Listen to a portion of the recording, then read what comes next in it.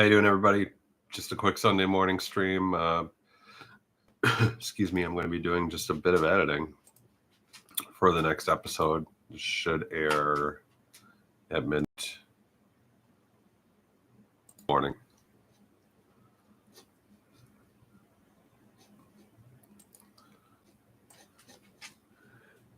Feel free to say hi. And let's chat a little bit if you're seeing this.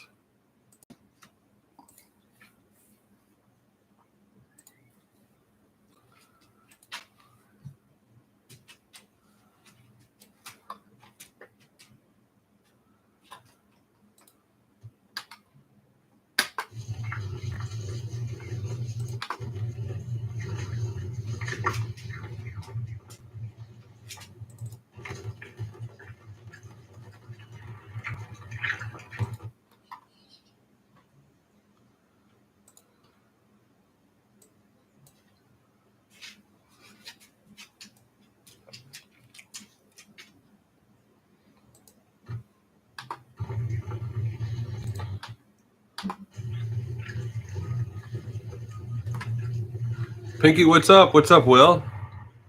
Good to see you guys. How's your Sunday going so far?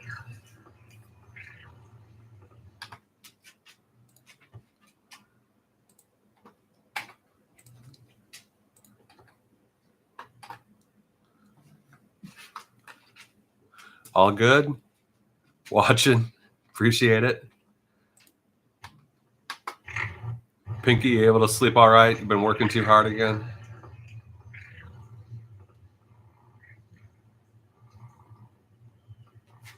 Oh, wow. That's cool. You already every day, yeah. So you're still in Florida, I take it, right? Or do you have to leave state? Are you just doing a little pre-holiday visiting?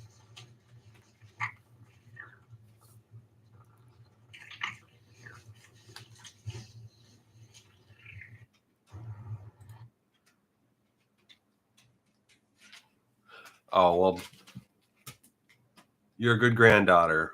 It's a good thing you're doing that. Okay, Florida fam, looking out for each other. That's great to see.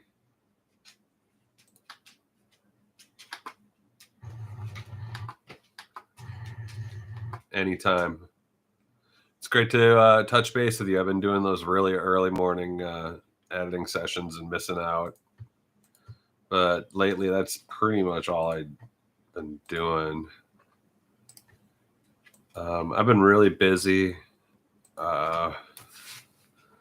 Seeing a lot of friends and getting a lot of weird side jobs, and well, just my entire life is side jobs. So including I'm going to be returning to the film business and working on a Nicole Kidman television series that's going to come out later this month. I'm going to start doing some work in the props department here and there. And other than that, just loving these dogs. I finally installed my wood burning stove, so it's not going to be freezy and chilly for everyone. And now I just smell like burning wood all the time. And I'm getting really good at making tortillas from scratch. Other than that, I'm just trying to because Mercury's enriched. Well, don't worry about it. I don't judge people by their real-time spelling capabilities. We're not writing book reports here. Will, what's going on with you? How you been?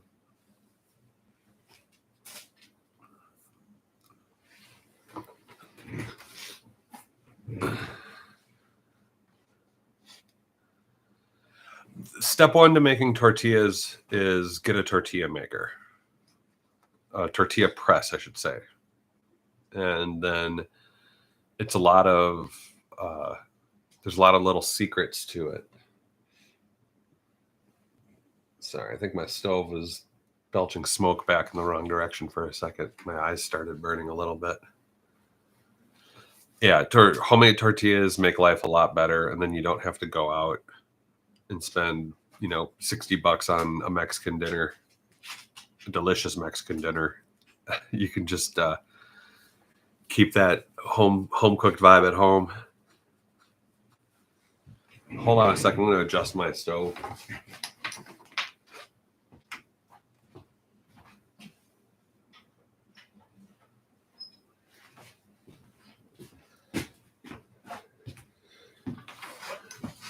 I put a dampener on it, so if you close it too much, smoke goes the wrong way. Oh, nightmare.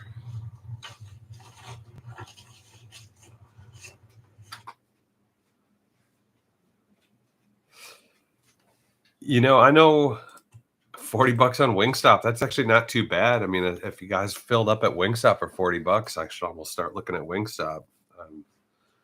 I'm not a huge wing fan, but boy, I love chicken. I love fried chicken.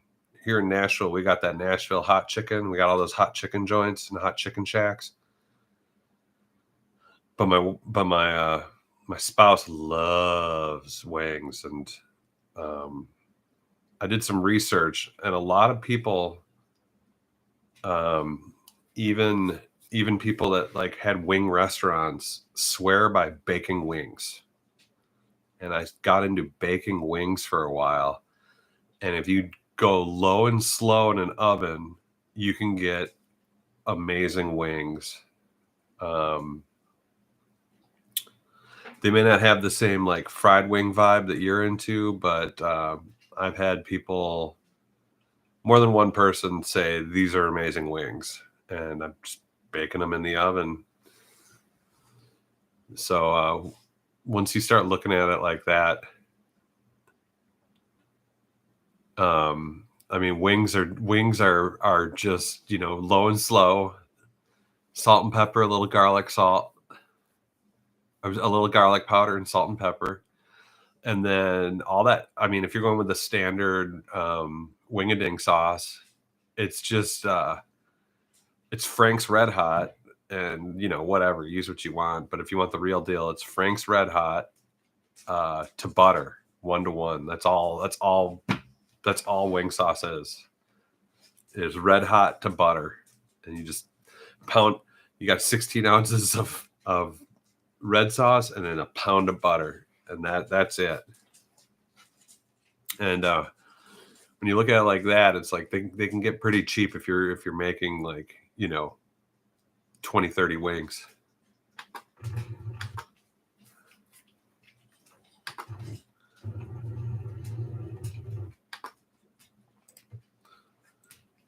But for me, it's gosh, now I don't know if you've ever had Nashville hot chicken, but that stuff is kind of like wing sauce, except they roll it in the chicken. They'll take rendered chicken fat and cayenne pepper, and in the original hot chicken place, hot honey is great. Yeah, well, hot honey flavor is just wing sauce mixed with honey. That's it. That's all hot honey is.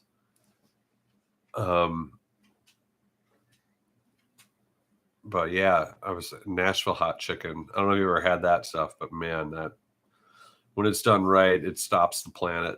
The planet stops rotating. I was actually hot chicken champion of Nashville for a few years, a while back.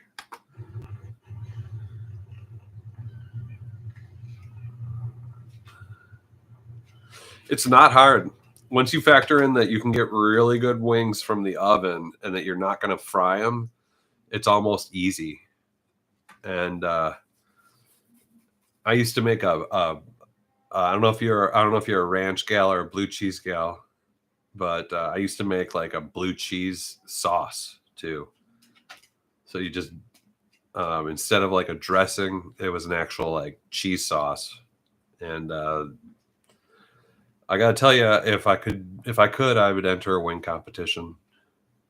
Blue cheese is my jam too. And yeah, it's cold where we are right now. It's unusually cold. Usually December gets warm for a little while, and I'm hoping that that still happens. But yeah, one of my favorite things is jalapeno poppers. I don't know why, but I just dream about those sometimes. I just want to go eat like 100 of them. You like jalapeno poppers?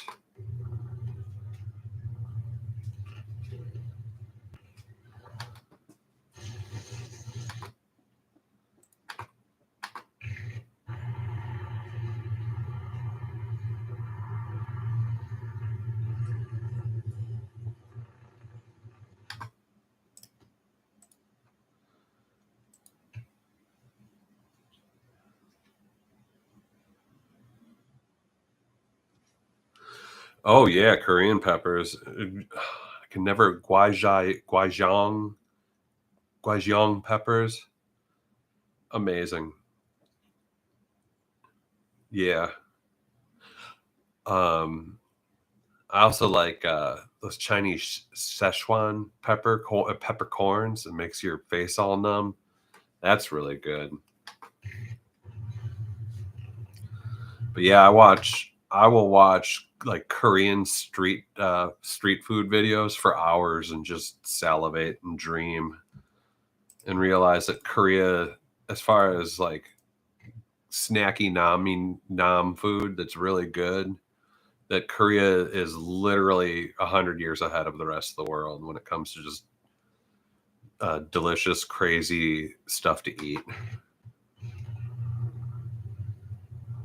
Aren't they the best?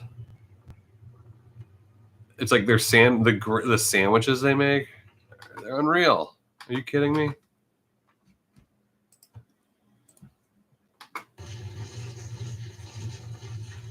Oh, I know. Do you have late night eats where you're at? Because I'm kind of a disappointed by the late night eat options in Nashville. And it was weird. When I grew up in Milwaukee, you could go to 100 different places and eat at like 2 and 3 in the morning. And I haven't lived in a place like that since, but you know, it was more like Chicago in that way, where you could just go and eat anything wherever you want, and it would be really good. What about you? You got a good late night food scene there? Yeah. See, boo. Personally, I haven't. I think the last time I ate at McDonald's was 5 years ago, and I'd had no choice. And before that, it was probably 10 years, and I just don't like McDonald's. I think it's garbage. Yeah, late night snackers unite. All you need is one good place, and it'll just be packed.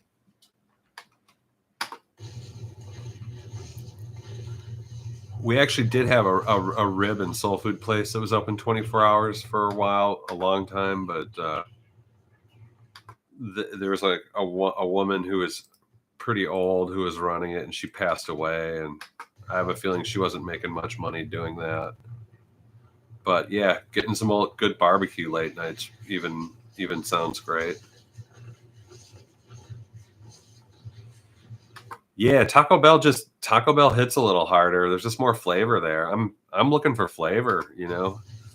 McDonald's, it's like what's flavor? Think about what's flavorful at McDonald's as far as like being savory and filling and delicious and has a complexity to it. It's all just cheese, plank of meat, ketchup, mustard.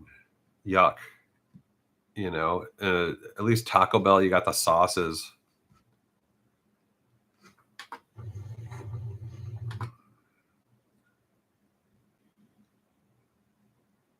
You think it's more of a texture thing? I see what you're saying. You get the chew.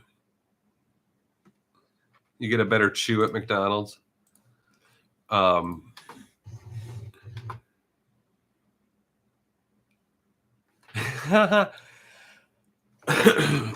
excuse me. Actually, no. Now that I think about it, we do have one. We do have a place, a fast food place that is open till 3,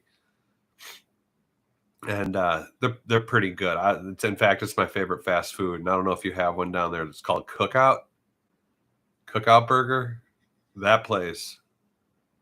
They really got that figured out. They got the crunch, they got the chomp. Their fried chicken's good. Their burgers are flame broiled. They're good. They put a bunch of stuff on them. Fries are good.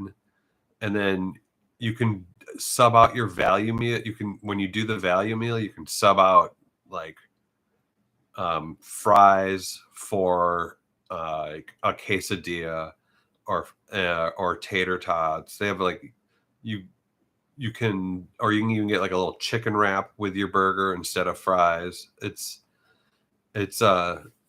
pretty impressive what they let what they can offer. And if you ever see a cookout burger, and it's not backyard burger, it's cookout burger. And I think it's called Cookout USA. They were started, I believe, in North Carolina. If you can get into one of those, I recommend it. One of the best places, in my opinion, for just being a good burger. They even do hot dogs. They do barbecue. They kind of do everything. And they don't do tacos, but they do these chicken wraps.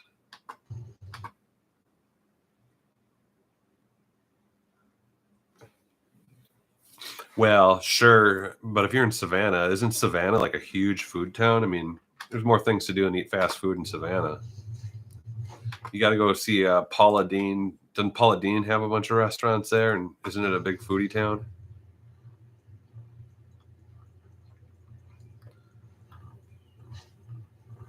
How long is this?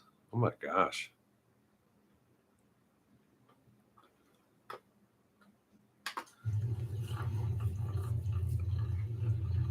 Oh, really? Bad times? Bad food times? That's a bummer.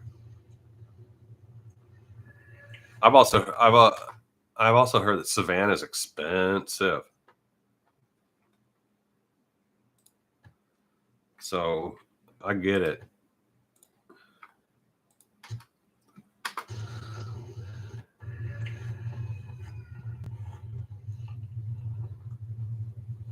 Yeah, I don't doubt it. It's a seaside port city, isn't it, too? Which doesn't make sense that food would be so expensive there.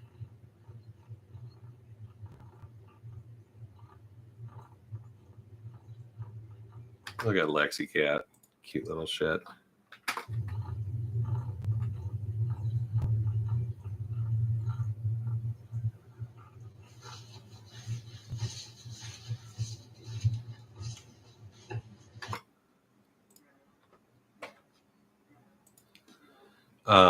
You know what? You know what? Food is expensive in Nashville too. It's actually more expensive to go out to eat in Nashville than it is Chicago, Denver, probably Miami, the Twin Cities. Pretty much everywhere I've visited in the past 6, 7 years, 10 years actually, I've been always kind of just floored how how expensive things are compared to, or how expensive Nashville is compared to the rest of the country. And it's not worth it. Nashville's not that cool of a town to be charging the prices they're charging. Like I remember the first time I had a $20 hamburger with no fries, and that was here.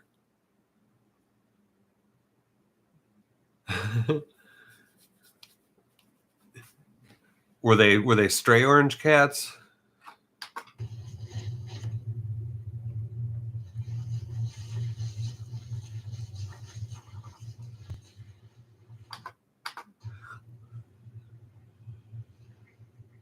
Yeah, no, burger and fries needs to be one unified price. There are strays. Why didn't you save one or two and bring them home?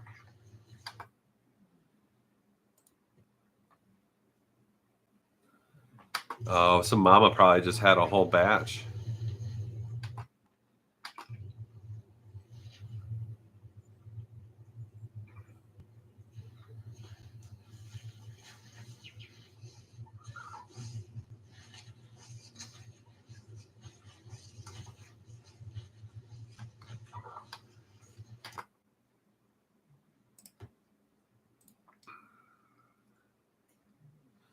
Yeah, probably for the best.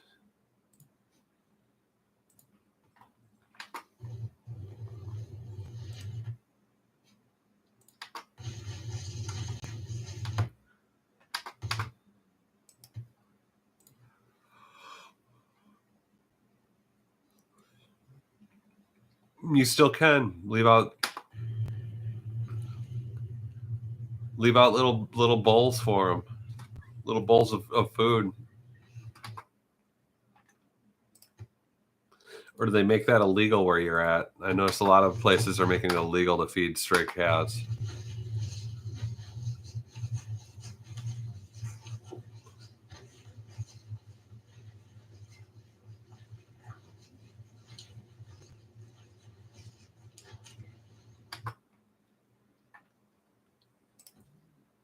Whew.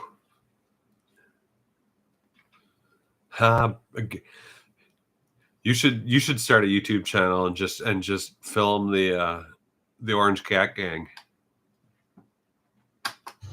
You probably have 1 million followers in a week.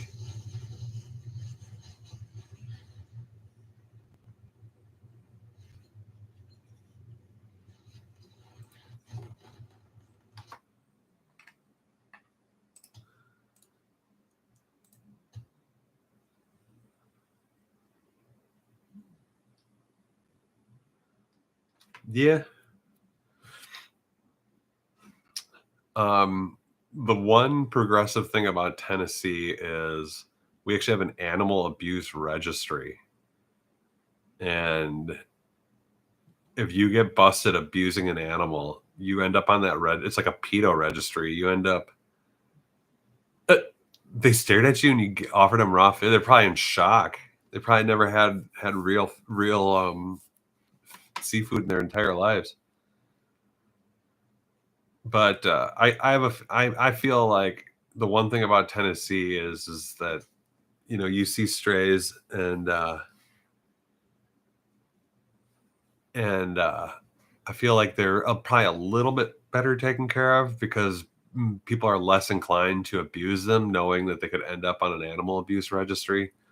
I mean, cops end up on them all the time for shooting animals. My partner used to work in emergency veterinary medicine, and they would have people bring in their pets for autopsies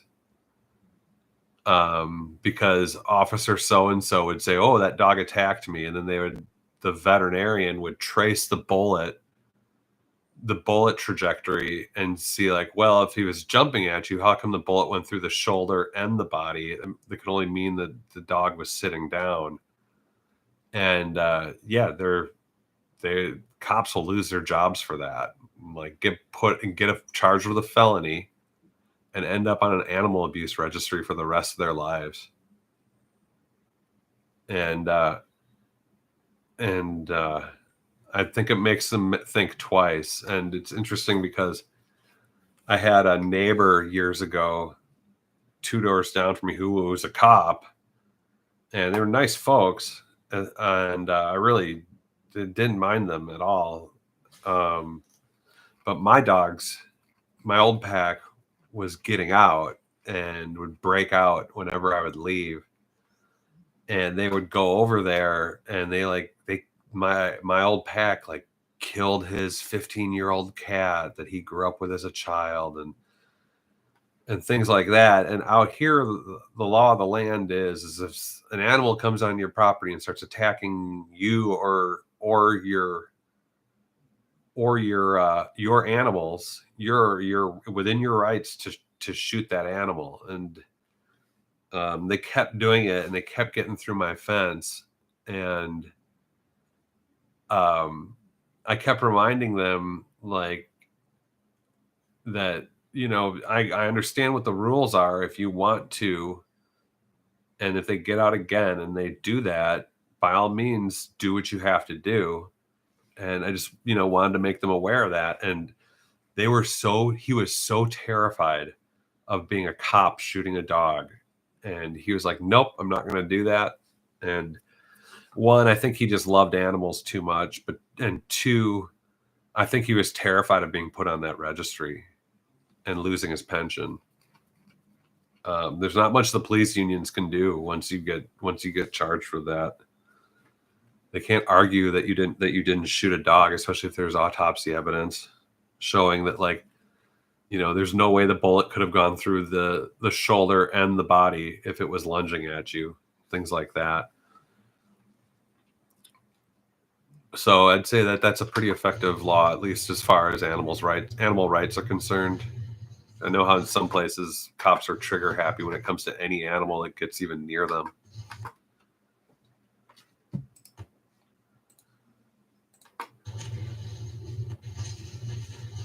Yeah, I know, it's weird. We're in such a redneck conservative state that it's odd that we have one of the most progressive animal protection laws in the country. And it's almost, I bet if we trace that back, it's going to be back when there was more of a balance of power in this state when that law was created. Because it just doesn't seem like something conservatives would naturally come up with.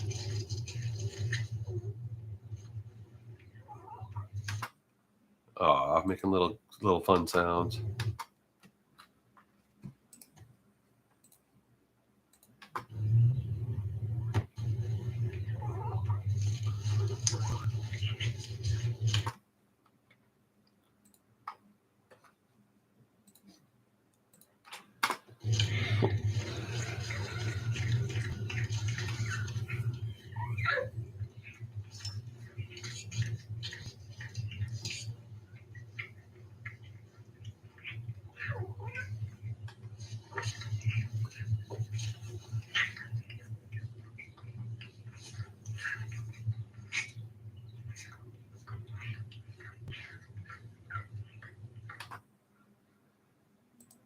Cute.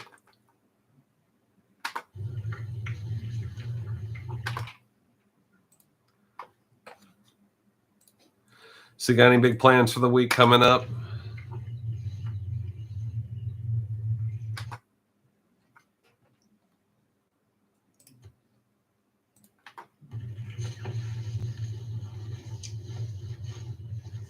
You wish?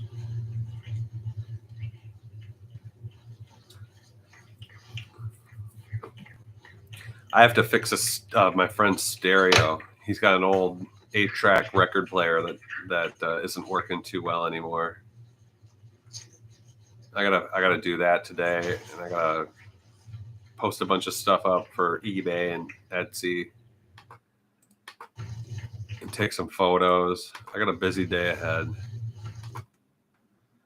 And I gotta edit this nearly half-hour long episode with Lexi.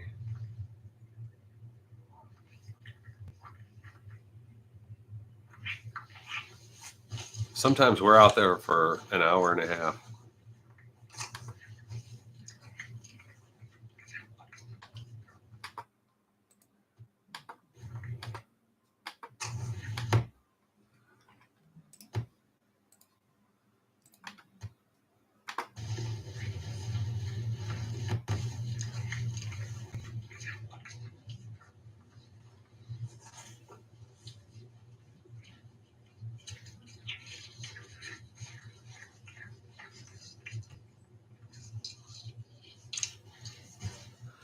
I mean, walking around the neighborhood and sitting in the backyard sounds rad.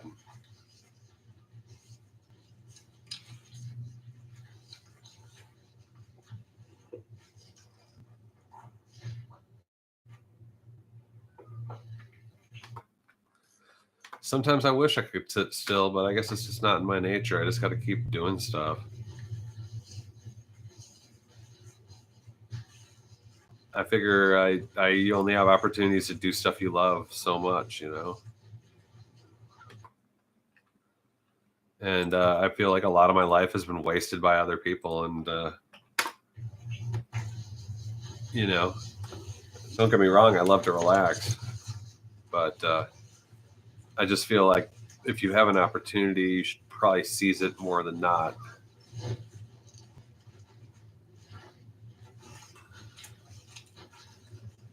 Yeah. I mean, I feel like life is about like a lot about learning about life is just realizing like who's a waste of your time and who isn't. And I'm at the point now where I use the theory of tolerance in deciding these things. And if I reach a point where I feel like someone's just being intolerant to my overall well-being or to who I am as a person or to what the situation even dictates, then they're not worth my time. And so intolerant means like, is this person just lying to me nonstop? Are they so insecure that all they can do is just lie? Things like that. Like, what really dictates tolerant? And yeah, where the rubber hits the road for me is like, oh, is this person time and time again just lying? Well, I look at someone who lies as just a giant waste of time. Someone that can't tell the truth, even if they're self-deluded, they're wasting time. And if that's what they want to do with their lives, they're more than welcome to go and just sit in self-delusion and waste time. But not for me. No thanks. There's too much to do, and there's too much beautiful stuff in this world to experience other than just staring at some insecure, lonely person who wants to just do nothing but create problems. It's like, sorry, you're an empty vessel, but I don't want to live like that.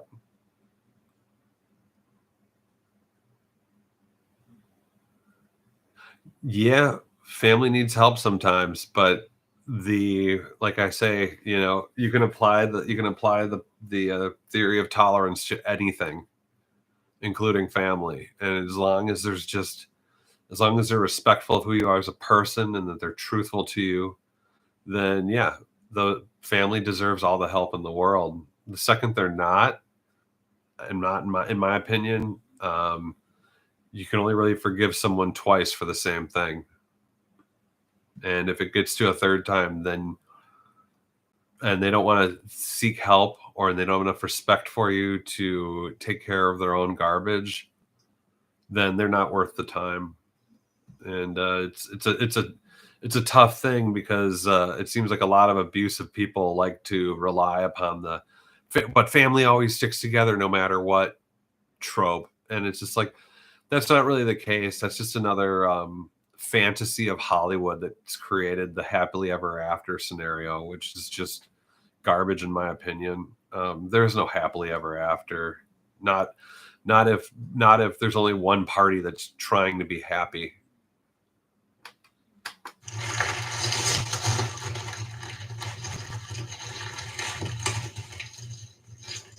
Crinkles. Thanks, Pinky. You're great. Look at this little Lexi.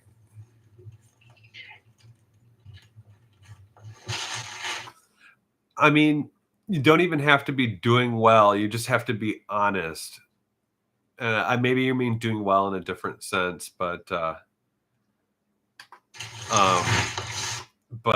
just to be honest about who you are, honest about what's going on around you, honest about how you treat others.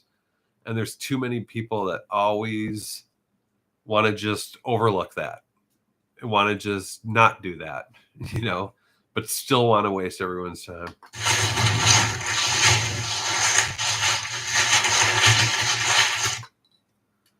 I'll make sure to leave this in for you, Pinky. Oop.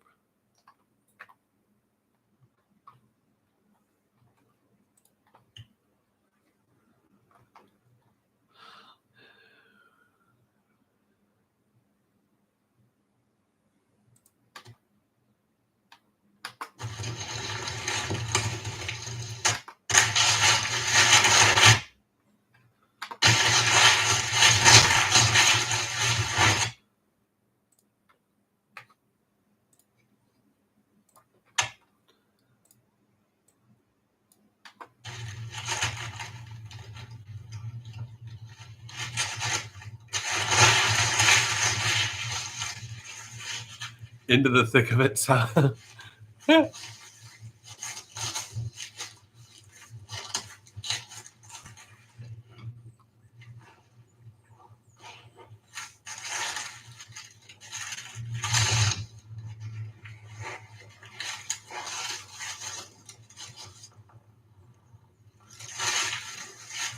Oh, those crinkles got her purring now.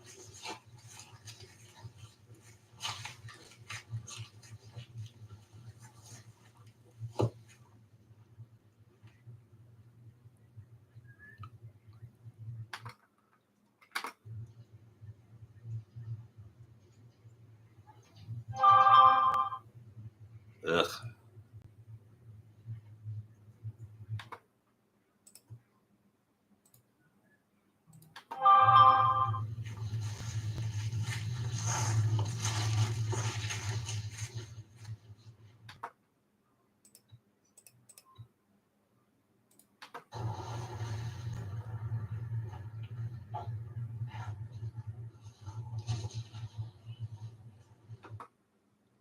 Yeah, I'd be missing a dog that used to sleep on my legs too. I do believe in pets sleeping in the bed. Um, right now, though, oh, Heike, are you guys saying you want more crinkles on this channel? I'll do my best. A lot of the leaves are getting wet and soggy. Yeah, but yes, if a dog is scared, they should definitely come and sleep in the bed. Our only problem with that is peeing in the bed, and we're still not 100% cool with little Bernie, the newest little guy, the Chihuahua mix that we have, and also we have a wood floor in the bedroom, and it's just they'll just start pacing, click, click, click, click, click, click, click, click, click, click, click, click, click, click, and it drives my partner nuts. And I get it too. It bugs me too because it's just it may as well be just like a clock ticking. Then they'll just walk back and forth. Yeah. So, but like when it gets down to 0 here, it gets really cold in this old farmhouse, and like sometimes we'll all just like cuddle up under the blankets and get really warm. What's that dog's name? That sounds like a really good dog. And Heike, hello. How's life in Finland?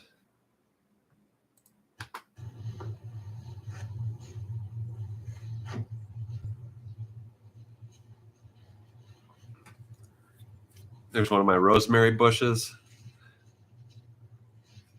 I just bedded those in some leaves and some straw. Jack's a great dog name. A Cuban breed. Are you Cuban? Cuban American? You got Cuban blood in you?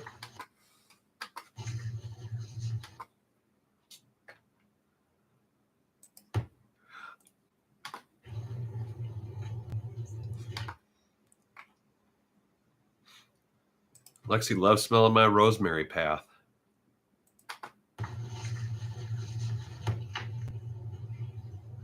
-3 Celsius. Oof. Wow, Puerto Rican and Cuban mixed. That sounds like the greatest invitation to dinner ever.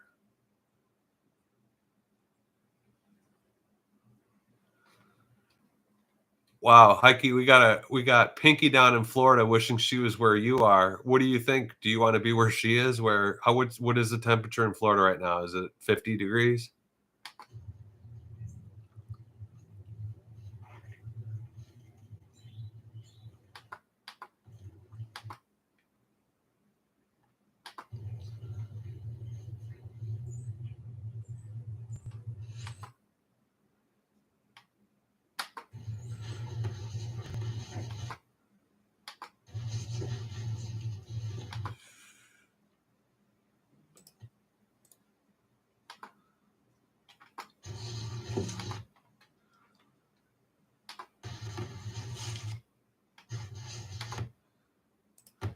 Oh, Lexi goes down into the cellar.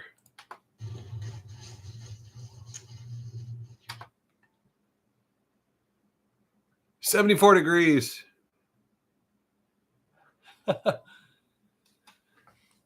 74 degrees.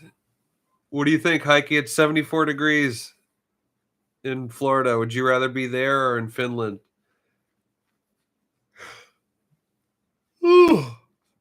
Right here. I can check what time. What's the temp outside? Oh, it's pretty warm right now here. We got 45 degrees Fahrenheit. About, what is that? 9 degrees Celsius.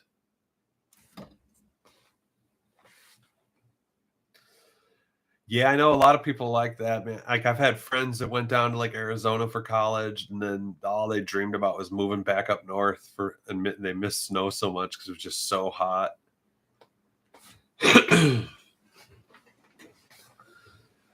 I will say this: some of the greatest food I've ever eaten has been Cuban food and Puerto Rican food.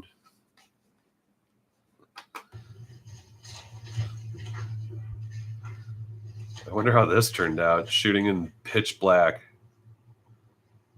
Oh, you can see the green light on her mic. That's it.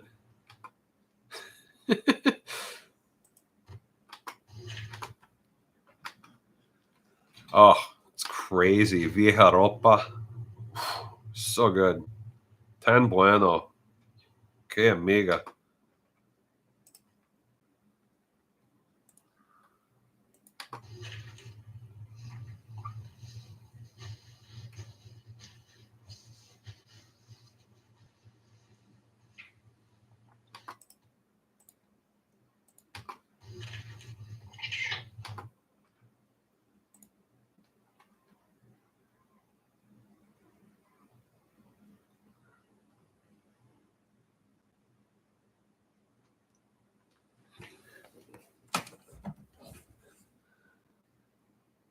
Yeah, it'd be 74 Fahrenheit, 23 Celsius where Pinky's at. I had to look at my thermometer outside. I don't know why. My entire life, I keep mixing up Celsius and Fahrenheit.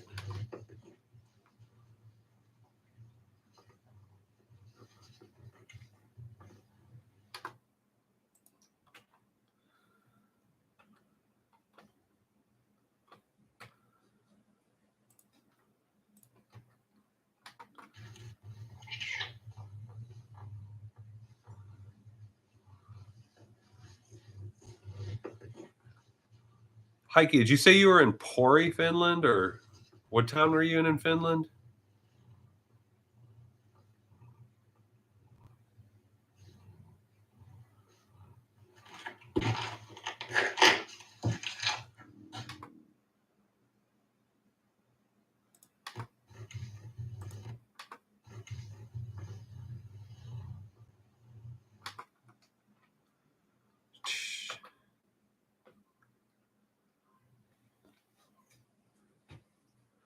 Kuopio.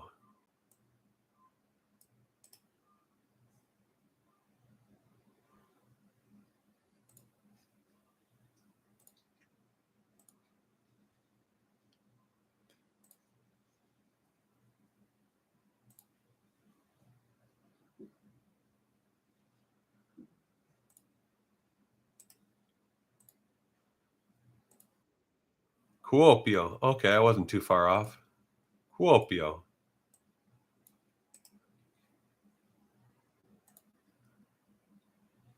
Oh, wow. The regional capital of North Savo. Kuopio is located in the Finnish Lakeland. The population of Kuopio is 126,000, with a sub-region population is approximately 150,000.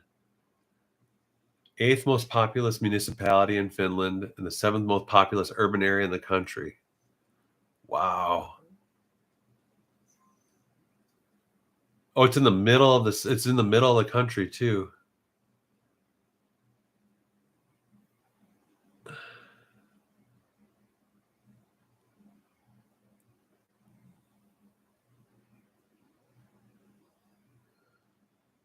Wait, where? The city is surrounded by a lake.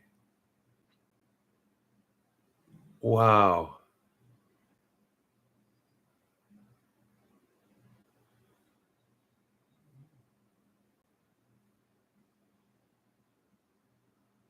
Winters are long and cold, with average highs staying below freezing from November until March.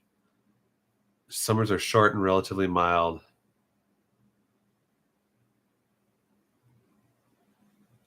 It gets up to 90 in August there, though. Or it can. It's also a growing city. Wow.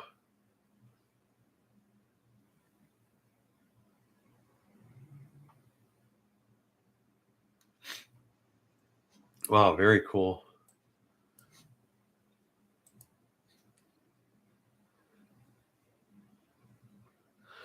Oh, Malta, is that sweet Malta, India? Is that sweet like hoppy hop drink? Am I saying that right? It's like made from hops, but it's got a lot of it's like a soda. Yeah, I've had that. Um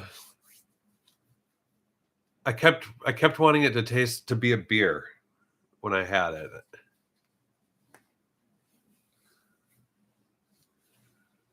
Yeah, Malta, India. It's super popular. All like I see it in a lot of like markets and stuff.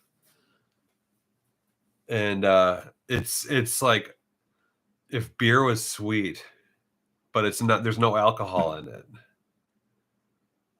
Um Kids beer.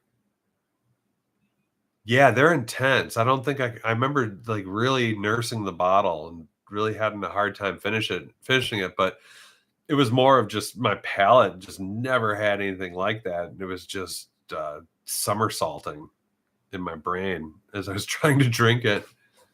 Um, but it seems like it's fairly common all throughout Latin America and then India too, right? And I believe like it's probably I think it's popular in Muslim countries too because there's not much drinking there.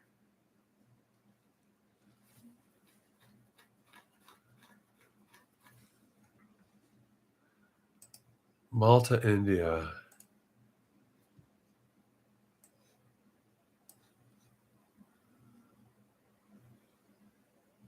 Oh, it's from Puerto Rico. Okay.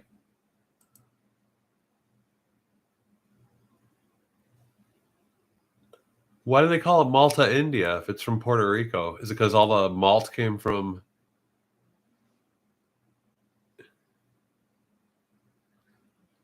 I mean, it makes sense if it's for people to gain weight. If there's a lot of sugar in it, put a lot of sugar in something, people are going to gain weight if they eat it. No doubt about that.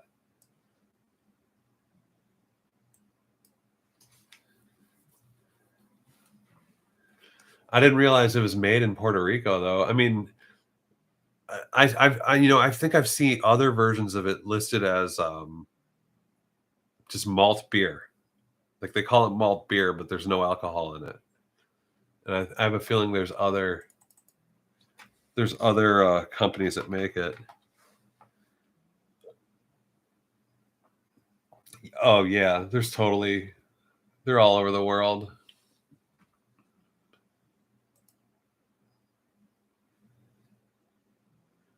Martin Polar from Venezuela. Malton Polar.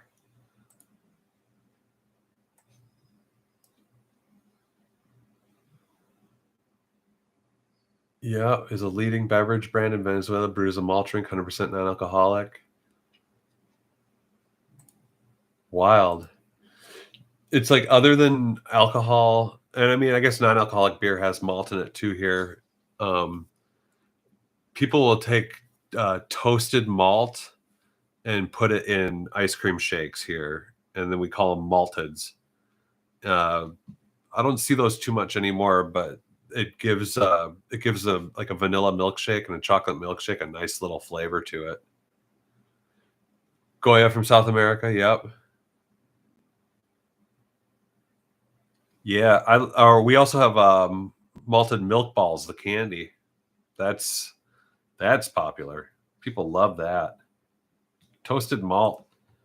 I know when I go to the Asian supermarket, I do a lot of my shopping at the World Market because it's just cheaper. It's cheaper, and I know that roasted malt people will, and I think it's in the Chinese aisle, so it might be Chinese folks do it, but I think they will brew roasted malt like a tea and drink that instead. Like they'll do that with barley and then roasted malt as a caffeine-free option.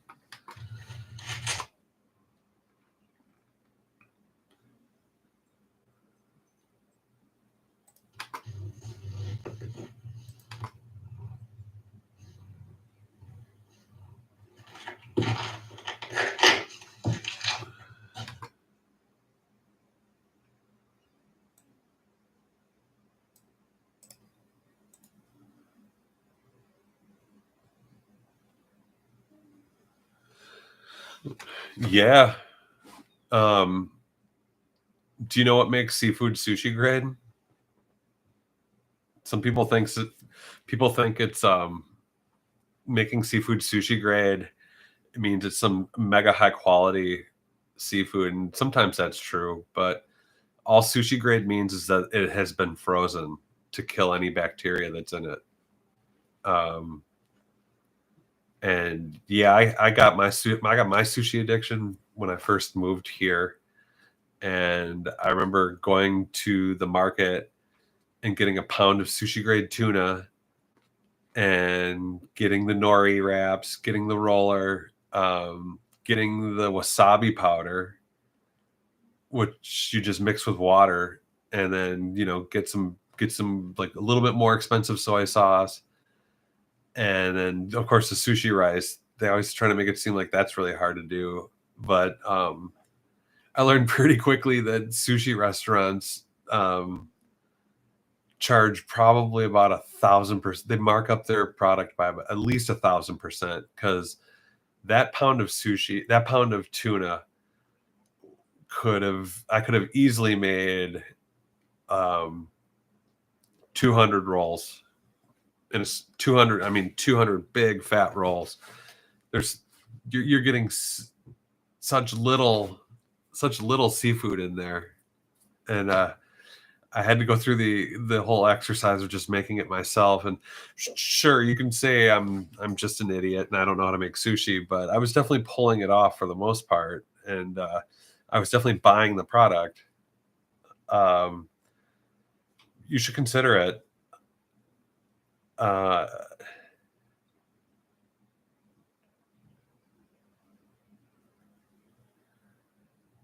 what kind filling? Thank you. Honestly, sushi is super easy. The only thing you got to do is make sure you cool down the rice right away so it doesn't get too sticky. And there's a billion YouTube videos showing you how to make sushi rice online. But when it comes down to it, that's the hardest part about sushi is just making the rice correctly. And gosh, I mean, when you're talking about making it yourself, yeah, when you're talking about making it yourself at this point, it's like put whatever you want in it, anything you have. I used to like enoki mushrooms. Those were fairly inexpensive at the time. Putting those in there with the tuna. Uh, you can do slices of cucumber if it's your thing, or slices of pepper, or kimbap Korean sushi. Oof, hold a whole other level. Boy, oh boy, that's just Korea taking sushi into crazy flavor town using they're putting kimchi in there and all sorts of fun stuff. Love it. I love Korean sushi. That stuff. I mean, they'll put hot dogs in there.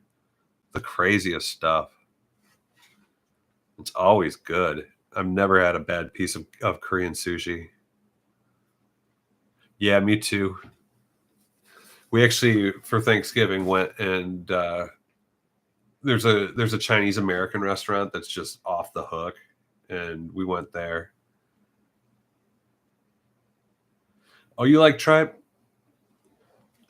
It's fine with me, man. I I like it when it's crispy, like when they do it up crispy for tacos, tripe tacos. But I'm not too big of a fan of menudo. Not my vibe. But yeah, make that all crispy and throw it in some tacos. And that's super low carb.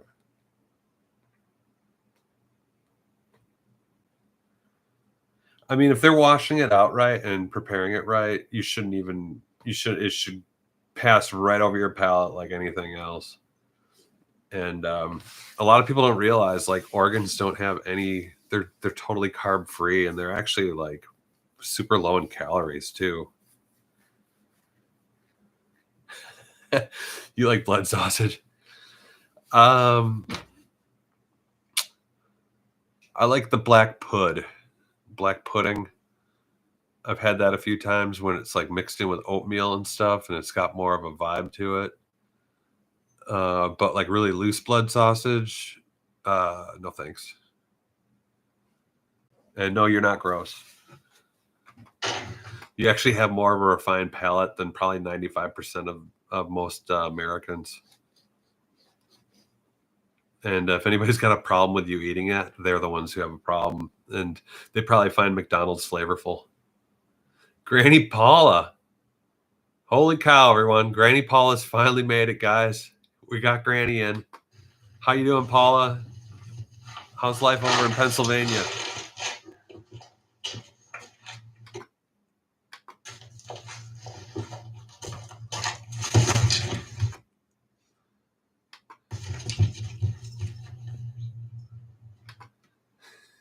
This cat.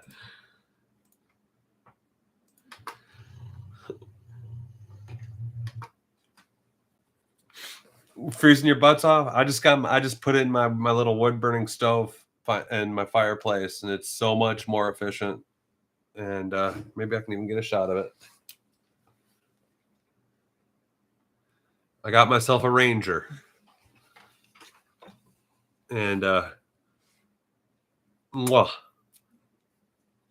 it's we still got some chills, but oh, thanks, Paula.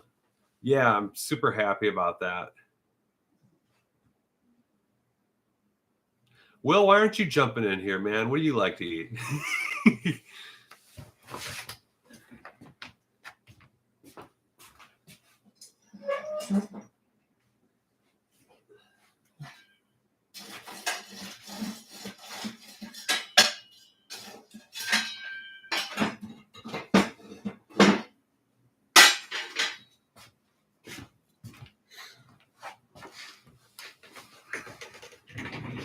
Oh, it's all good, Will.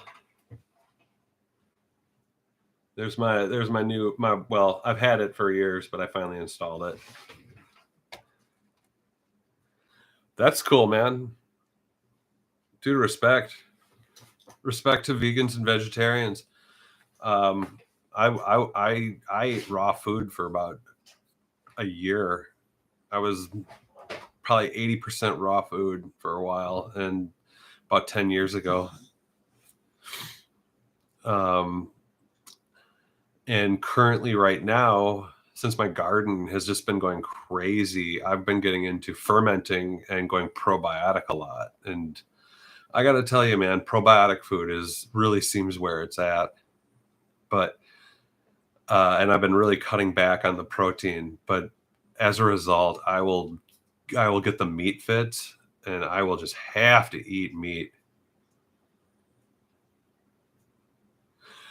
Yeah, I know. I've got a bunch of friends who are lazy fat vegans who just go and like get burritos from Whole Foods, or else we'll eat an entire vegan cheesecake and call that dinner. And yeah, it can be tough.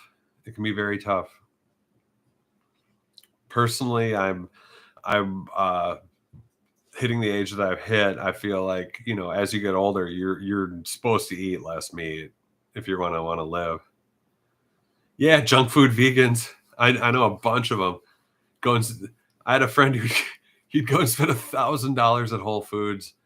I went and visited him, and I made him a bunch of different salsas and guacamole and stuff, and he barely ate it. And then I saw him take a a $25 like tiny Whole Foods vegan cheesecake, scrape the fruit off of it, and eat the whole thing for dinner.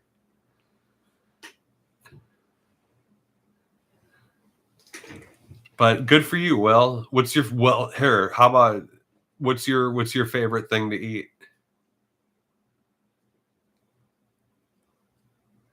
Yeah, he did. He scraped the fruit off. He's fat. They're all fat. It's wild, man. I used to watch I don't know if you know much about Seventh-day Adventists, that religion, but they're all vegan. And there is this Seventh Adventist TV channel network called Three Angels Broadcasting, and I used to just watch the vegan cooking show just to see what these crazy people were up to. And like, they're all fat. Well, not all of them, but most of them were. And to each his own. But they were using a lot of like carob, and it seemed like they were just trying to do a lot of like really freaky home cooking. Like they were trying to like copy things that most people would like, chicken and dumplings, but they would just be making dumplings and using like all of a sudden it's like, oh, and I also use there's always some product like some vegan chicken seasoning that you have to like order specifically. Oh, falafel's delicious.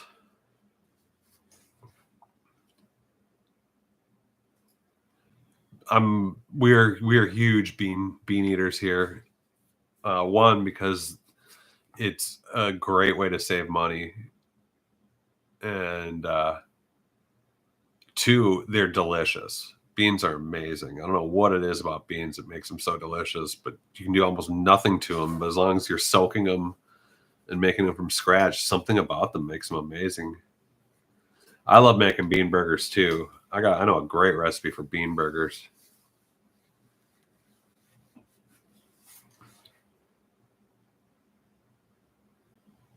Oh, because the yogurt and the zatiki.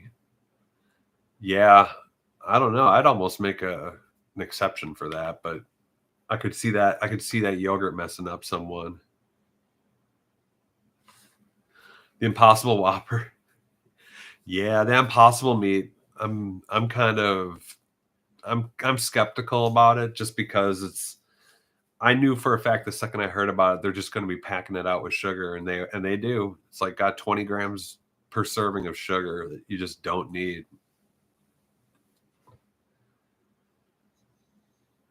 Well, Will, all you can do is try, man, and not beat yourself up.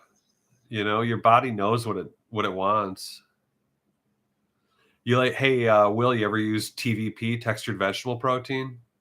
That stuff super easy to cook with and work with. I bought it. I go to the world market, and over in the Mexican section, they have huge bags of textured vegetable protein for like nothing, for like a couple bucks. And boy, I can throw that into stuff, and you won't even notice it. You think it's meat. TVP. In fact,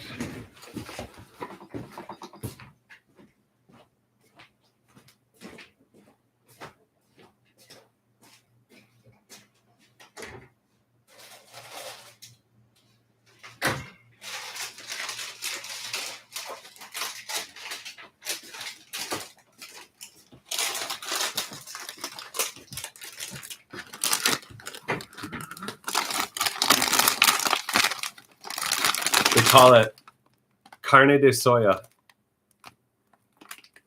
soy meat, and it's like soy, but I think it's been dehydrated and hydrolyzed. And so when you reconstitute it, it's got this little sausagey vibe to it, and it doesn't have very much flavor. It's only going to be what you end up putting in it, of course. But this whole bag was jammed full of it, and $3.99 is what I paid for it.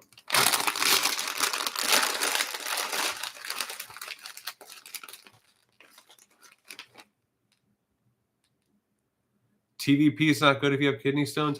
I just know that. I also know that you shouldn't be eating tofu as your primary protein source either. Like the Indus Valley civilization in 3300 to 1300 BC. Yeah.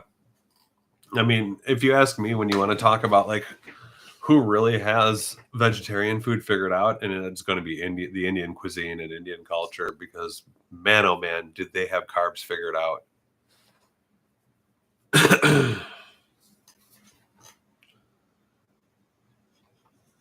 Imagine a vegan world. I think that's called Southern India. I think where it's like literally 80% of the population or 90% of the population is at least vegetarian. But I think they rely on a lot of butter and ghee, clarified butter and ghee. But I think that's just more economics, to tell you the truth. Yeah, it's so good. Indian food's the best. Well, I'm talking Southern India. I'm fairly certain. Don't quote me on this, but I'm fairly certain that most of Southern India is vegetarian, and it's a matter of economics. And honestly, I think just they just don't really have land suitable for that much meat. Yeah, I mean, pull out that milk fat, and it's just like good clean oil.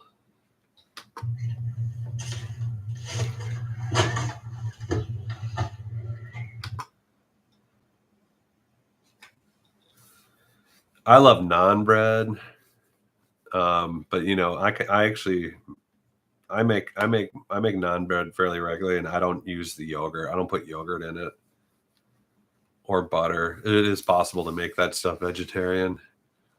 In fact, I even have a big old thing of black lentils that I need to freaking do something with soon.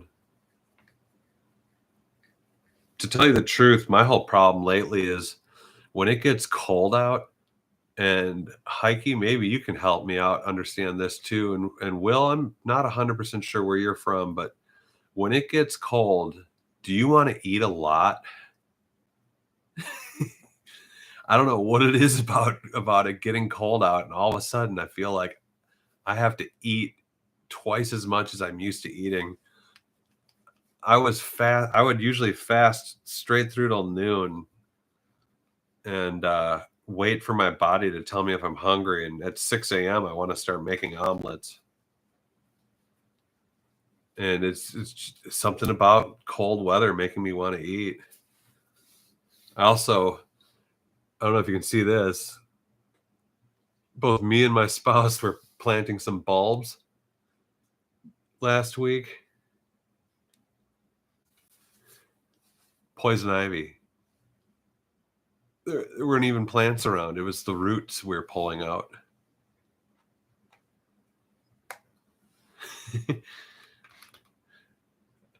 Fat pants. Yeah, poison ivy. I guess you can get that in December.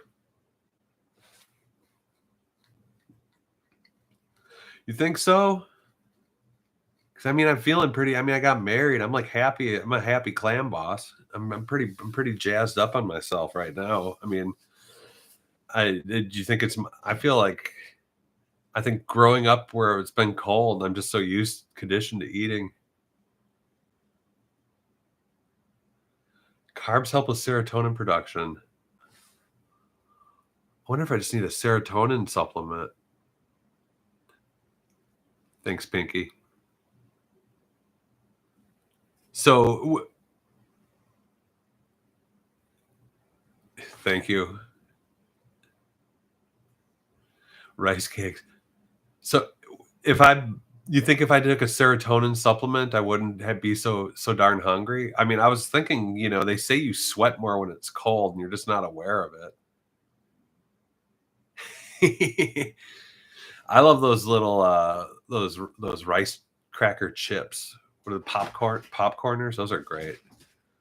5-HTP supplement. Okay.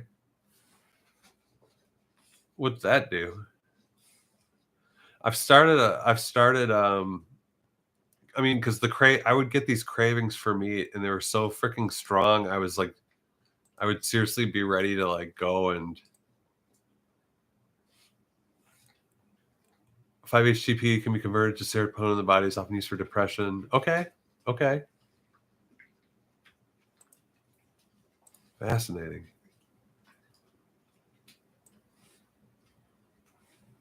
Is that something I'd have to probably wean off of if I don't want to freaking fall into a hole, a metaphorical hole?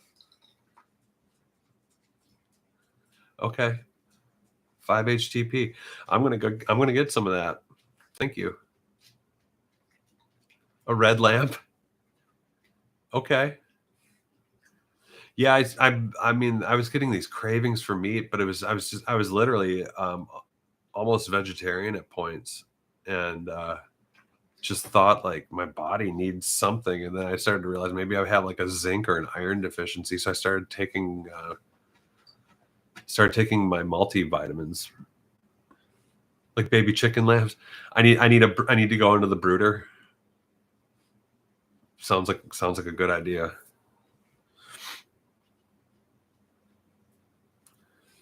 You're off in Coral. Oh, are you in Coral Gables?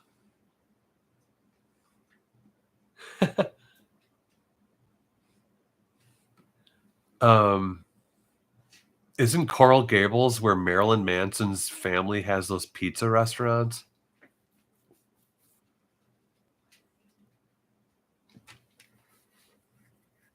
I remember being down there, and I I was in a relationship with a girl, a Cuban girl from Florida who lived there, and she was friends with that guy. And she used to say, "Oh, Marilyn Manson, you mean Brian Warner and his family's pizza restaurant, Warner's Pizza?" I think it's Warner's Pizza. I think that's his family, if it's still there. I don't know. I think there's like 2 or 3 of them in the area. No, it was called, we drove by and she pointed, it was called Warner's Pizza. Yeah, another friend of mine recorded their first demo. He lives down there. My buddy Rat Bastard, who lives down in Miami Beach, and he's kind of a Miami legend in the music scene down there. And I actually met Scott something, who was the first guitar player for Marilyn Manson, and he was he left the band right after they got famous because he thought it was all bullshit. And the funny thing was too is he was the main songwriter, so he kind of screwed the whole band. South Beach is an amazing place. I've I had a much better time in South Beach than I had hoped I would have. And wow, one of the wildest beaches in the world too.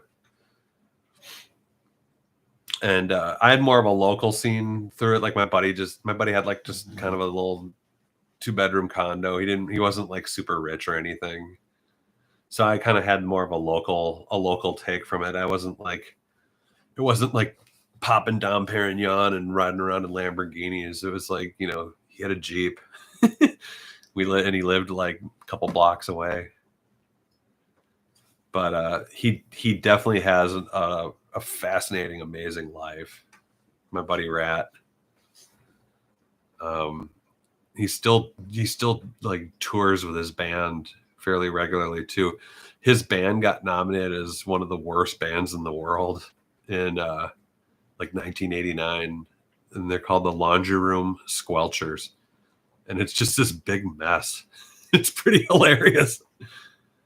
And another key to his success was he worked for the airlines for 20 years and then retired, and he can fly pretty much, and he can get on most flights for free whenever he wants. It may take a little time, like you may have to wait for an open seat, but if there's an open seat on any like American Airlines flight, he can get on it.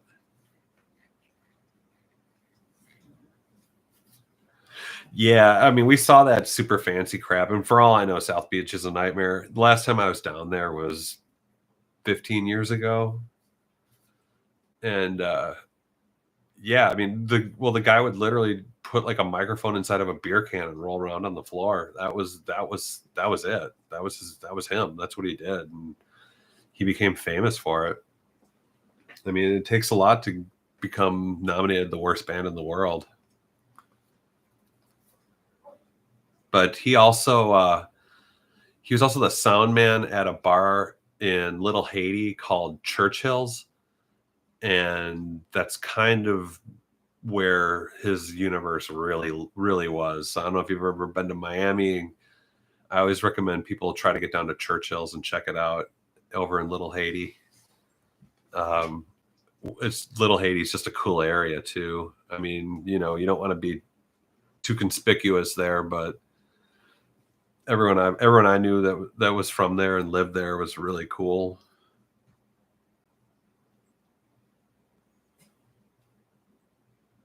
Yeah, if you did that and you put out like a tape, um, I'm not kidding. You farting in a microphone and put out the tape, I will forward it to Rat Bastard, and he will have you on the stage at Churchill's probably within the month. He throws festivals, all sorts of just weirdo festivals and film festivals and stuff, and just kind of embraces the weirder side of art and music. But I respect him for it. He doesn't want to get famous. He just wants to promote weird stuff.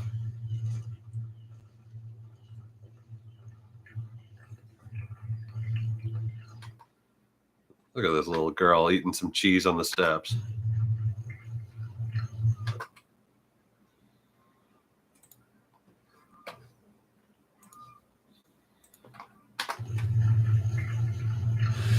Sorry to derail the conversation, guys, with all the weirdo Florida talk.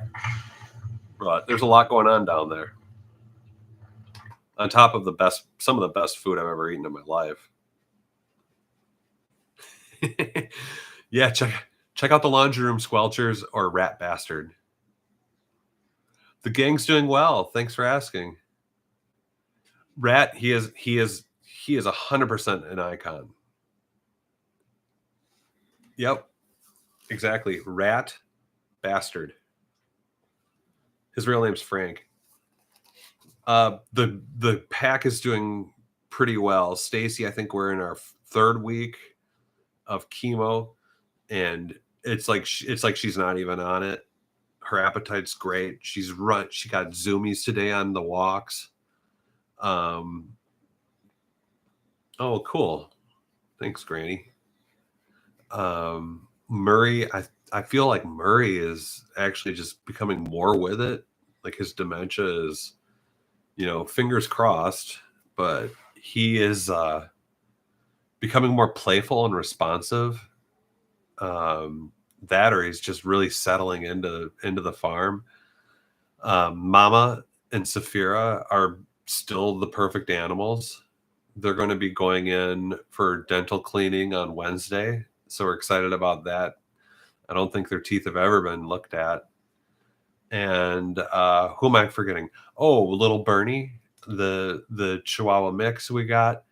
He is the cuddliest little guy you've ever seen, and he's just nonstop cute with those big doe eyes of his.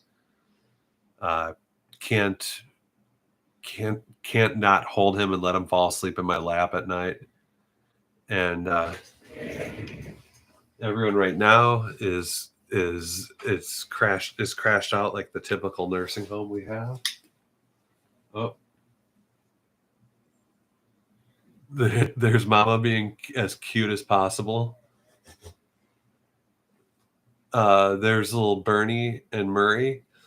Something that I also heard about these guys is that there's Murray waking up a little bit. Murray and Bernie at the sanctuary were best friends. So that was kind of cool to get two best friends back together. There's Miss Stace, and I don't know if right behind her is our little wolf Saphira, who likes the cool floor. So she is hot. You can barely see her just behind the floofy thing that that Stacy is sleeping in. And Lexi is enjoying. We let her up onto the second floor now that I've taken the carpet out of there. So she has private run of half the house. We do have a sanctuary, and it's honestly, out of all the things I've done in my life, this is probably one of the most fulfilling, aside just creating this safe, happy environment for animals to be safe and to thrive.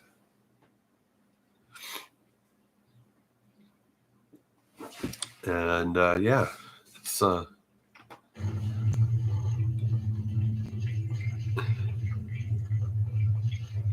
and to be able to share it with people. This is fun. I get to meet you guys and hang out with you guys and talk to you guys. I've actually started telling a couple people that I know in real life about this, and people also like seem surprised that I'm doing this. And I don't know. It's a weird thing, because it's like I've worked in the film and video business for so long, and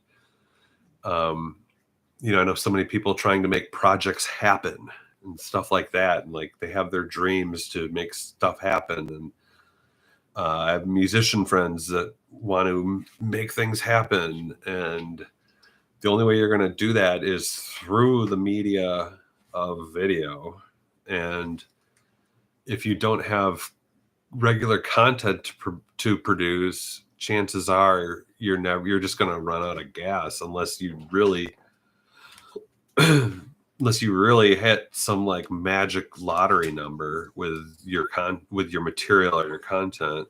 And that's why I like this. It's just such a natural way to produce content, and it's honestly the most fulfilling content I've ever produced, because it's just such a beautiful experience of nature and just behavior, and really simple things, you know, like I don't need to write a song every day. You know, I can just take my dogs out and experience life in a natural fashion. And I think there's that in and of itself is art, and it is appealing. And it is about having fun. If it's not fun, you're miserable.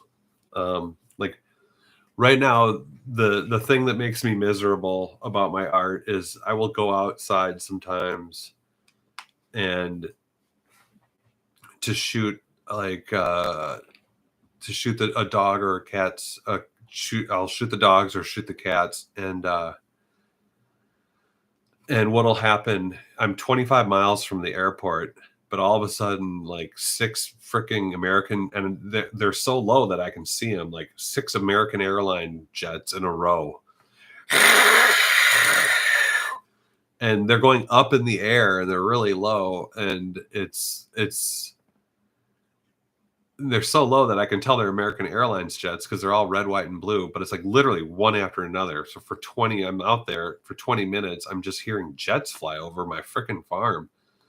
And I'm just sitting here thinking, like, I am 20 miles away from the airport. What is going on here? It's like that. Either way, it's nothing to really complain about. It doesn't happen every time, but it seems like it definitely happens in the morning some days where I will have 6 jets in a row. And I don't know, I feel like I'm far enough out in the country where that shouldn't be a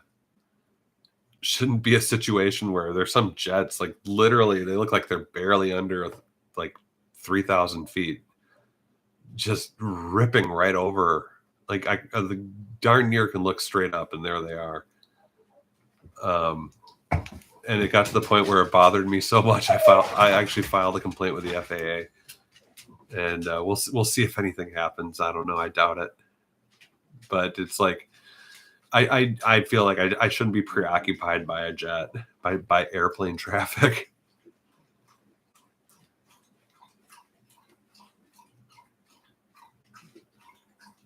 Oh yeah, living right next to an airport.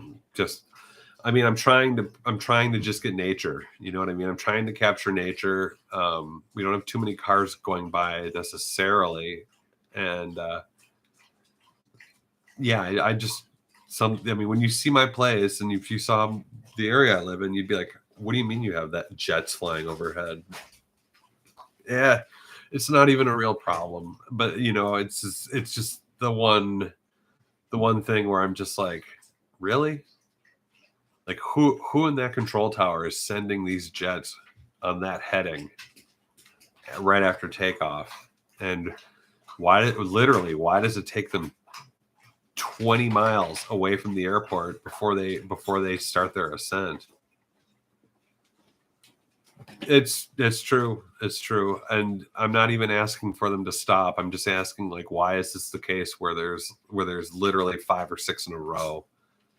And it's like, okay, one's gone, and then it bleeds right into another one, and then it bleeds right into another. It's just ridiculous. I shouldn't I feel like, as a tax-paying American citizen, I shouldn't have to deal with that. Ah, no problem. But literally, I mean, there's people starving probably within a half mile of where I live. So I don't want to be known as, like, oh, there's a jet right now. I bet if I go outside and look at it, it's going to be an American Airlines jet, and it's going to be in an ascent, and it's going to be way too low. And yeah, it's just like annoying. It's preoccupying, verging on annoying. Uh, just I don't know. I feel like 20 miles outside of an airport zone, you shouldn't be hearing like that much traffic.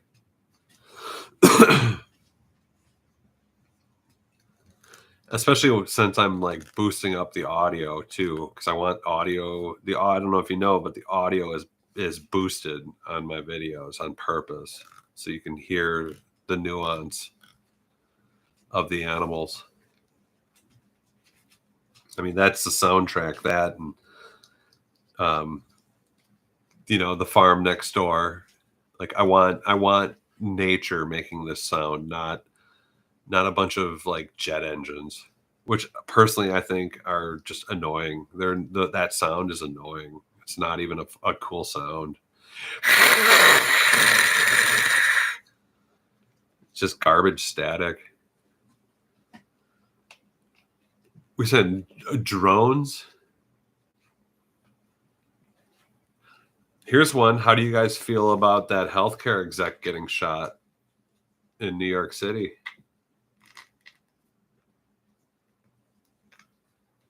I know how I feel about it. Um, I used to, when I was working in handicap transportation, I used to have to deal with health partners all the time, and they were famous for not paying their claims. And more than once, I'd have to go and do collections at health partners. And when I'd walk in their little corporate office there in the Twin Cities, there was a lot of Jaguars and a lot of really expensive cars in the parking lot. There's always security guards with guns, not just security guards, but security guards with guns. And the building was gold. It was like a mirrored building, a gold mirrored building. And you could tell it was just a lot of people in there trying to justify making too much money. Oh, so you know what I'm talking about, Pinky. Yeah, like we'd submit, a few hundred claims a month to them, and we'd barely see payment on like 5 or 10 of them. So I'd have to go down there with a big stack of claims and go in and talk to someone. And my main threat to them would usually be, I would have everyone's business card and direct numbers, and then I would say, "Cool. Well, the next time we have to turn down one of your clients, I'm going to give them your number." This is how revolutions start. This is how revolutions start, and I'm glad.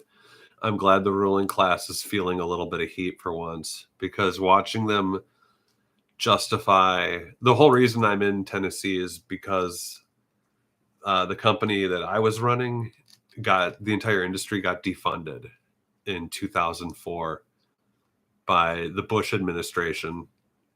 And the Bush administration cut into Medicaid so deeply that they were only going to pay us what they were paying in 1982 for the service of transporting people to the doctor. And as a result of that, I ended up saying, I want to get out of this town. I want to get out of this state. And I ended up in Tennessee.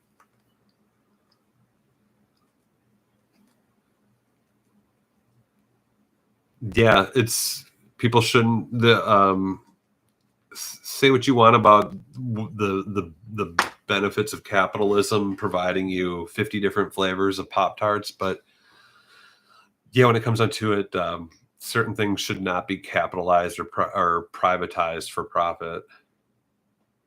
It's true. Then I met Mary, but at the same time, it's just like, yeah, should someone have to replant their entire life when they hit 30? Like, it would have been nice to not do that and to just keep running a handicap transportation company and helping people. But I felt like I was doing a good thing in this world. And then I learned that like I was a pariah to a certain cross section of the freaking country. But I will say that watching health insurance companies trying to justify doing what they do is pathetic. It's a joke. They have no justification what they're doing. They're not offering a product. They're just inserting themselves in the middle. And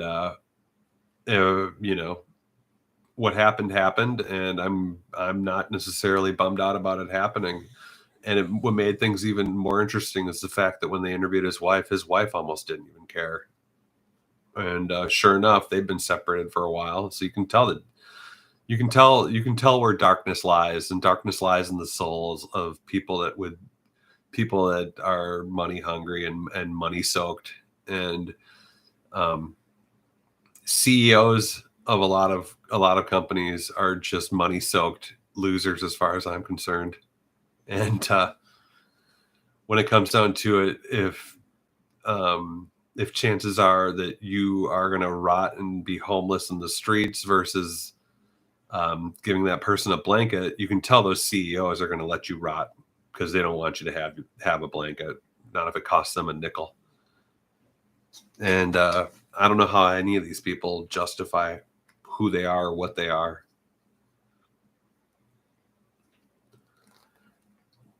Denzel in the insurance industry.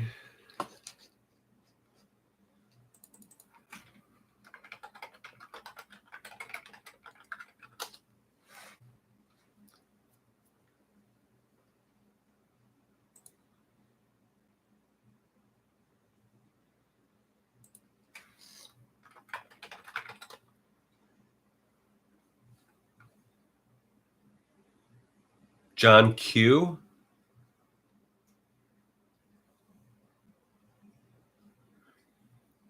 John Q. Archibald.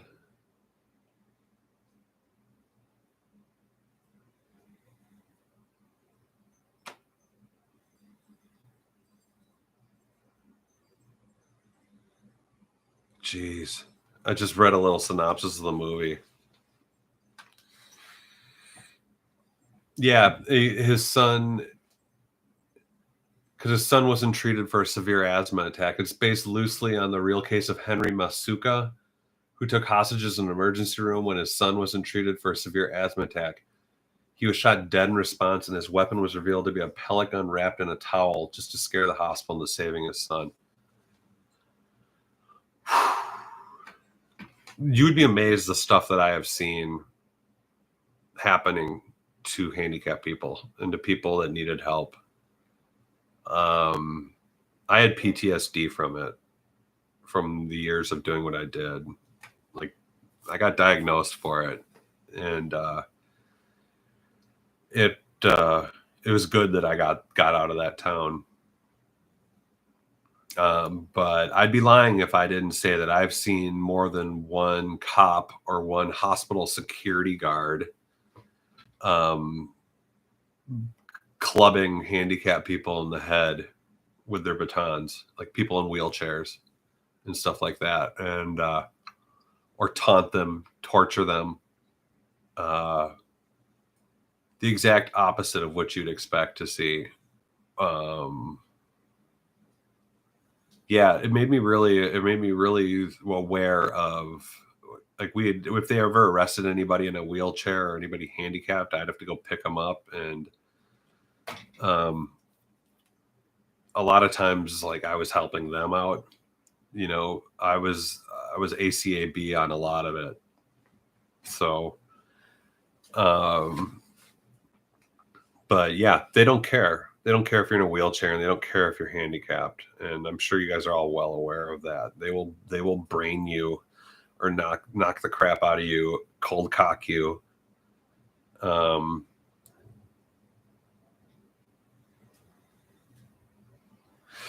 Yeah, I don't blame you.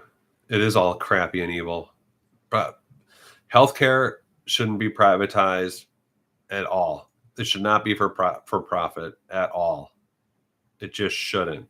People who work in it should be well paid, of course, but it should not be privatized, and it shouldn't be exploited for profit. The end. Same thing with prisons.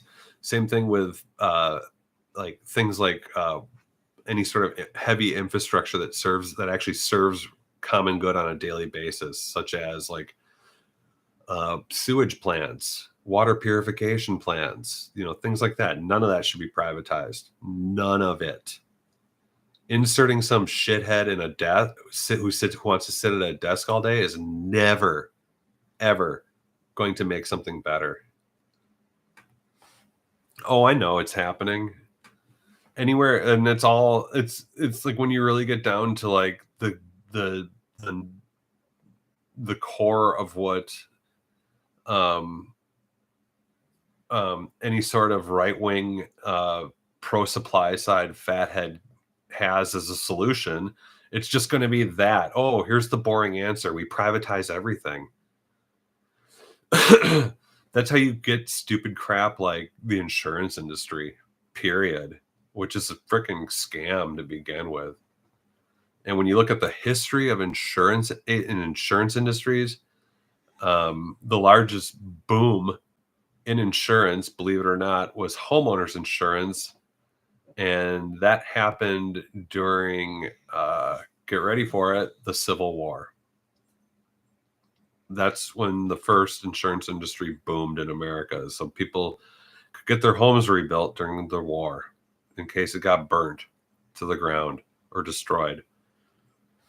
And a lot of the early insurance industries were propped up and started with money from Southern not carpet, but from Southern money tycoons who were tying up as much money that they could so that when it came time to pay for reparations for the Civil War, had that been seized, it would have basically thrown the entire United States into turmoil. It would have been like, if Coca-Cola went bankrupt, it's like there's that theory that if Coke went bankrupt, the entire freaking economy would collapse in America.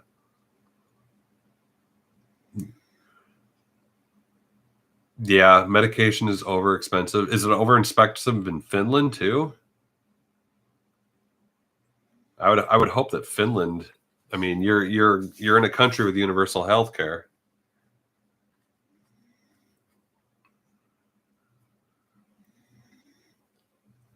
Yeah, read up on the insurance industry and the dawn of the insurance industry in the United States. It was basically just a bunch of really wealthy Southerners who started the war, who basically, the people that had the most to lose by slavery going away, putting their money into other things that made America work, so that they couldn't get their money seized.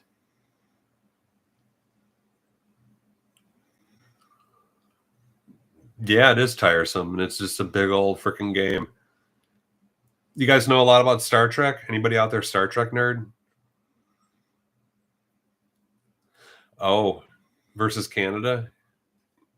Yeah, Canada really does seem to have a lot of good things going for itself.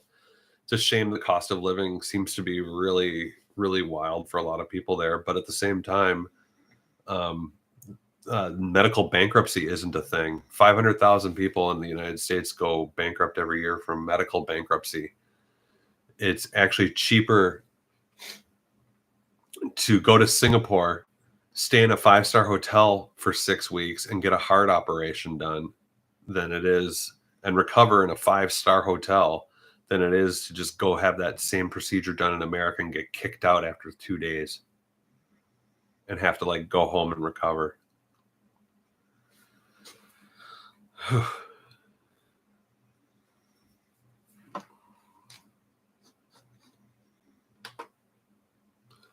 Sorry, I don't mean to get all up in my soapbox, but boy, I sure don't care that his CEO got gunned down. I just don't. I'm not saying I'm glad it happened. I'm just saying I don't care. I'm so don't care.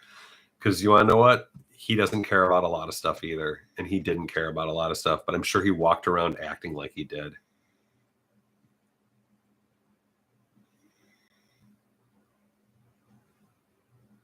Yeah, I mean, I have a friend who $25,000 in dental work he needed done.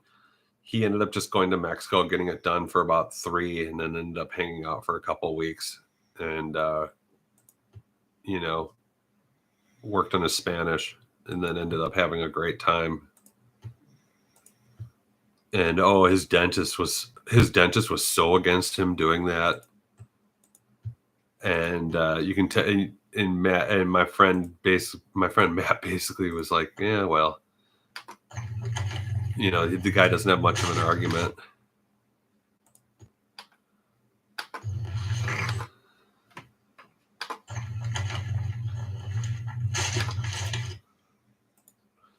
Ugh.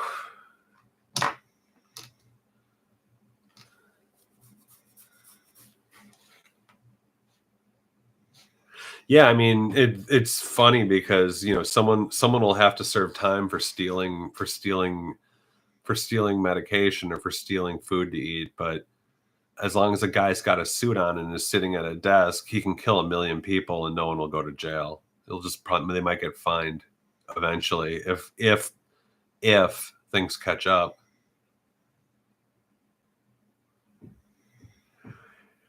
This is true.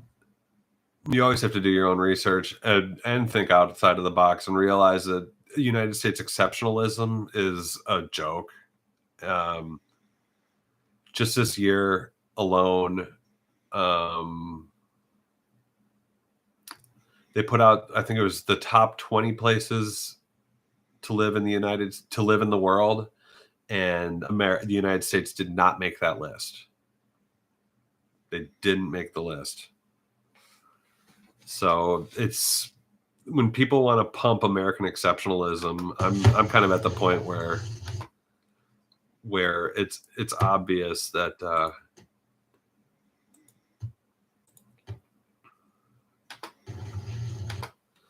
it's obvious that that person has an ulterior motive.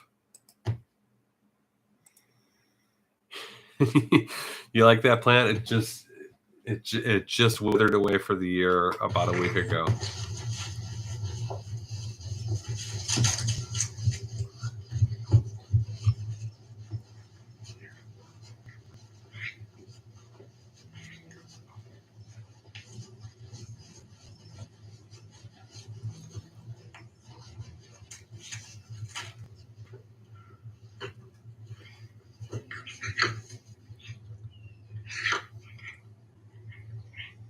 God, I love this cat.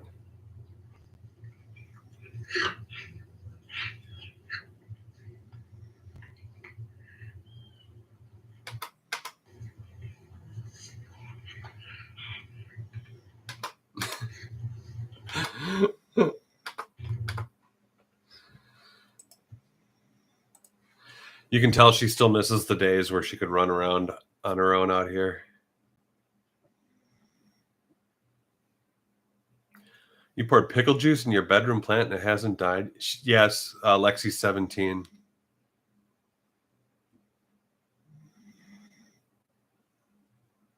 Wow, because pickle juice has vinegar in it. You'd think it would hurt the plant. You know the what do they call it? It's there used to be this Russian restaurant, and they would serve a pickleback. They would serve you a shot of freezing cold vodka, and then a pickleback, and it'd be a shot of vodka and a shot of pickle juice, and you and they also did it with beet juice too. And they said that if you did that, you wouldn't be hungover. It was a hangover cure.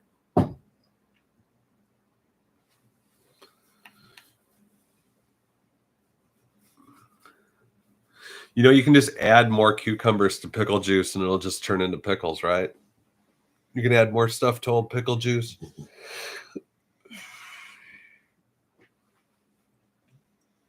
I started some of the fermenting of vegetables I started doing. I realized like not all vegetables are great when you ferment them, so I tried to ferment onions, and they just kind of like don't make them taste like onions anymore. They just taste like nothing. And yeah, I started pickling onions, red onions, and habanero peppers, and it turns the onions pink. And it's a classic thing that people have with tacos, and love it, absolutely love it. I made jalapeno relish. Will, it was great seeing you, and in the future, feel free to pipe in more, man. We love hearing from you, and good luck on your vegetarian excursions. And I'm down to my last clip for editing, and we'll probably be wrapping this up shortly too.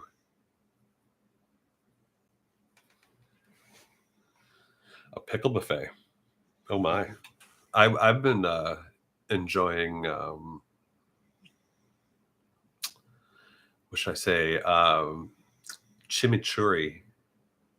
Chimichurri, which is that stuff that they put on like meat in South America. They'll put it on like beef and chicken and stuff, and it's basically pickled herbs and garlic, and uh, that's all it is. Um, but yeah, I would definitely go to a pickle buffet. Yeah, chimichurri is oregano, parsley, garlic, a bunch of spices, and then vinegar and sugar, and a little bit of water and oil. And it's yeah, it's almost like a sweet salad dressing, and then it pickles. And I feel like it's probably a great way to preserve herbs so they don't, you know, I can only imagine down in that heat where herbs would just go bad quickly right when you pick them.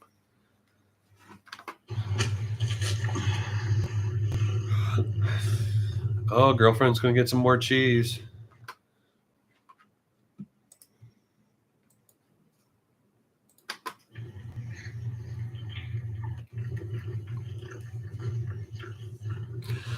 Yeah, I'm missing the fact that my gardens are finally all dead, and I'm gonna have to go and buy food in order to like ferment and pickle it. Thanks, Heike. Have a good one, man. Always great to talk to you. Sunny days to come. Hope it warms up in Finland, and hope those diabetes drugs go drop down in price. You're gonna have to explain how the Finnish medical system works to me sometimes.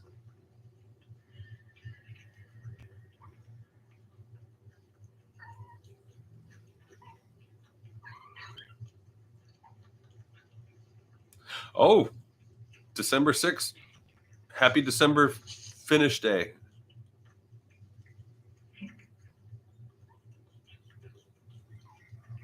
That cute little cat.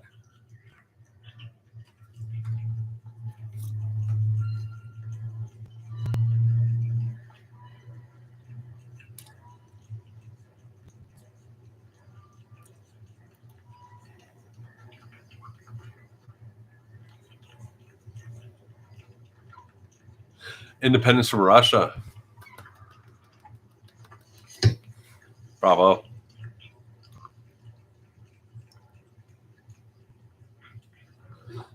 I always like hearing the stories about the Finnish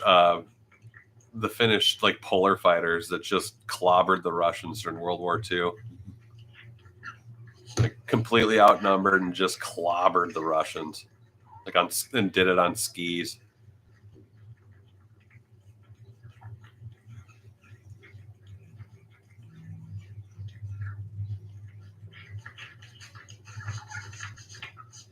History is very interesting, especially if that Finland is strong, man. Don't mess with Finland, especially if it involves skis. Skis and target shooting, because that's all they did was like hunt on skis. Oh, that must be it.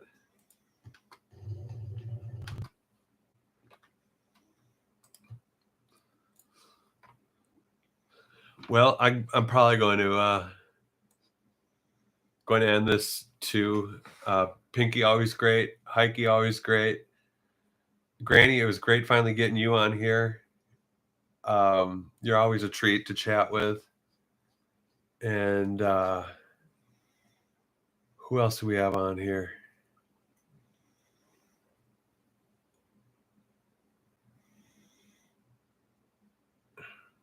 Will, of course, Will Hudson. I forgot his first name for a second. It's great to see Will.